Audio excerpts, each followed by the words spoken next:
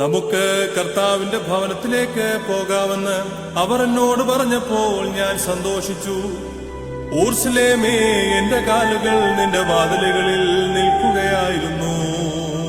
ആത്മച്ചിറകാൽ പാറും സോദരനെ ചേർക്കുക നാഥ, ചിറകിൽ അത്യുന്നതനാം മണവാളാസ്തുതിയും ദൈവം ചൊല്ലി സ്തുതി പാടും നിങ്ങൾ.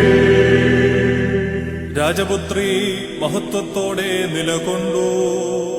പള്ളി കരഞ്ഞു, മദ്ബഹ ദുഃഖിച്ചു, നിൻ ശിഷ്യന്മാർ വ്യസനത്തിൽ മുഴുകി. അത്യുന്നതനാം മണവാളാസ്തുതിയും ദൈവം ചൊല്ലി സ്തുതി പാടും നിങ്ങൾ. അത് എന്നേക്കും തന്നെ.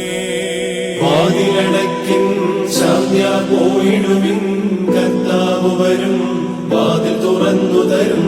അത്യുന്നതനാം മണവാളാസ്തുതിയും ദൈവം ചൊല്ലി സ്തുതി പാടും നിങ്ങൾ.